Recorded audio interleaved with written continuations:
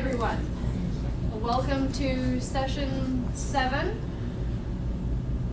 The end is in sight.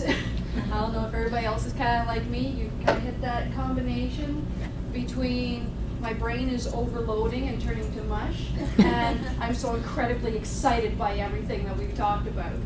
So it's just kind of, okay, am I happy or what? Anyway, my name is Karen Coots. I'm executive assistant with the Quill Learning Network, which is one of 16 regional literacy networks in Ontario. And I'm Melissa Allers. I'm also an executive assistant, but I'm at one of the other regional networks in Ontario, Literacy Northwest, and we're based in Thunder Bay. And Melissa and I have been working together on a project that's been coordinated through the Learning Networks of Ontario to provide expertise in the literacy field in the area of clear writing and clear language, and we do training and consulting and some document rewriting and that. I'm in a position where I have been recognized by the Learning Networks of Ontario as a consultant and trainer, and Melissa is working her way through the process at this point. So, does everybody have a package handout? It's the folder on your table.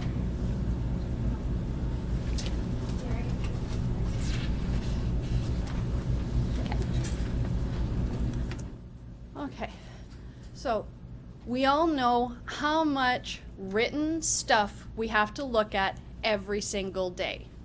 The amounts of printed information is unbelievable. One edition of a large Saturday daily newspaper like the Toronto Star or the New York Times contains as much written information in that one edition as existed in the entire world in the 15th century. So there are so many things that we need to look at, whether it's emails, whether it's advertising, whether it's communications at work, at home, with the schools, anything. Everything relies on the written word. So when you are creating the written word, it's very important that your message stand out and you write it in a way that your reader will understand it. So as Anne Ramsey, who's the executive director of one of our literacy networks in Ontario and played a key role in the creation of our clear writing expertise, says it means that the person who's reading your material never has to go, huh?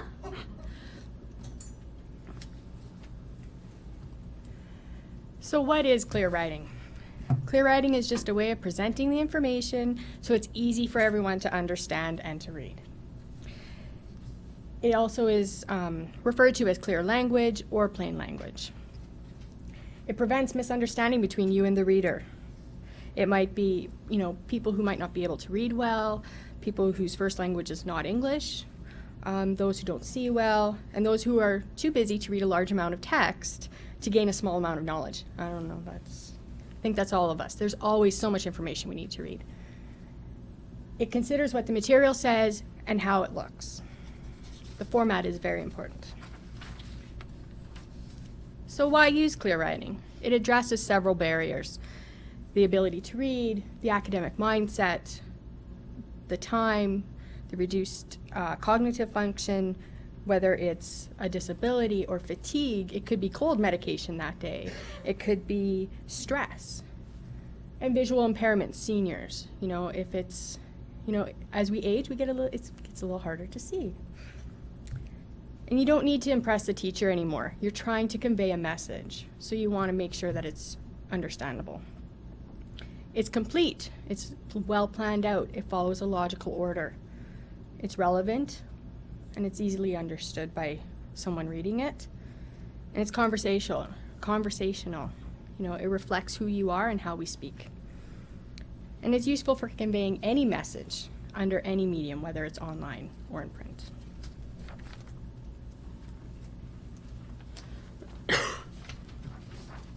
So there are a lot of benefits to using clear writing. A lot of businesses find that it makes a huge difference in their customer service. If the materials and what they expect their customer to do is easy to understand, they don't have to pay staff people to explain it to the customer because it's there in written form and they can understand it. So they're saving staff time. Their helplines aren't going to be nearly as busy if the material is clearly written in the first place. So, again, you can see it improves the access to information, which is increasingly important considering the changes that are coming about with the Ontarians with Disabilities Act, because plain language is one of the issues that's addressed in that. So, and clear writing covers that. So if you've got policies and procedures and things that were written by a lawyer 20 years ago, it's time to take another look at them and find out how relevant are they. Are they worth the paper they're printed on if nobody can understand them? So recognize why you have the information, what's the purpose in it, and then does it need to be clearly written if people are supposed to be able to read it and understand it without going, what? Or hiring somebody to translate. There are a lot of myths around clear writing, and being in the literacy field, I know a lot of you may have recognized this one. People say, oh, literacy is not an issue. We're in Canada, it's not a big deal. It's people who English isn't their first language and that's all we have to worry about. We all know it's a much larger issue than that. And if you've got something that was written by a lawyer, are your learners going to understand it? Because if it's something for the general public, they need to understand it as well if they are going to be able to feel engaged in society or engaged with the business they're trying to deal with or the agency. So it will insult people who read well. Now, I consider that I read fairly well. If I get something that's easy to understand, I can look at it and boom, my information is there in 5 seconds or less. I'm not insulted by that. And I honestly don't know anyone who would be. Using technical language. There are sometimes, and we all know in literacy, acronyms are everywhere.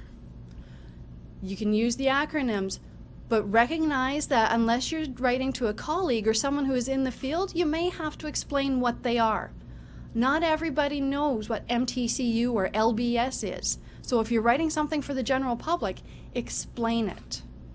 Is that the term that you necessarily need to use if you're promoting your programs? Do you need to say literacy and basic skills? Or is there another term that your public is going to understand better? Are you still going to have to explain what literacy and basic skills are? So look at the wording. You don't necessarily have to go with what you use every day, but make sure it's something that will engage your audience. So if I write simply, people will not respect my expertise. I don't know whether you have any expertise beyond being able to use a dictionary and a thesaurus if I don't understand what your message is. So people will recognize and appreciate your expertise if your message is understandable. So why are you writing the document? Why do you want people to read it? We write to report, to ask, inform, explain, or influence. So you need to look back and go, okay, what's the purpose? Am I writing something new? If it's going to be new to your reader, then you need to give that background information so that it makes a little bit more sense to them. Also, try and link the new information to what things the reader may already know. Are you trying to change their behavior? Let them know that even small changes can make a difference. Or is the document a how-to text? If it is, make sure you include any background information that's going to be needed to understand the instructions.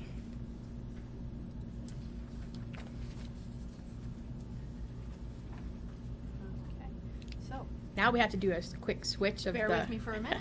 We've got a little video that's going to share some tips on how you can make changes in your writing that will make it more clear.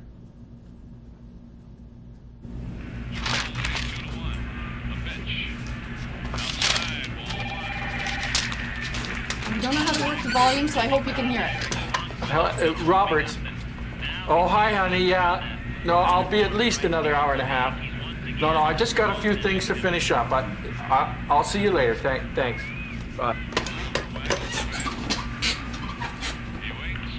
To all employees in the stamping, finishing, and shipping departments. afternoon shift only.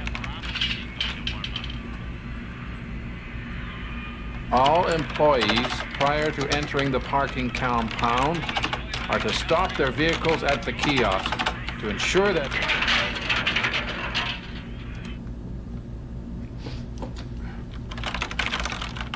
the examination of all parking passes is conducted by the guard on duty. What the? Oh my, who are you? Oh my God, please don't hurt me. All right, take it easy. We're not going to hurt anyone. Just come with us.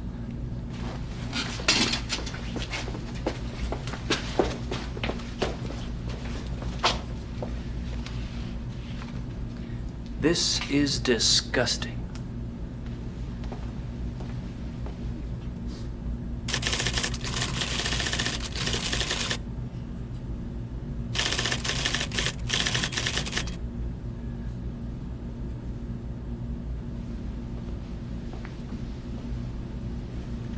Mr. Roberts, we're the Clear Riders Hit Squad.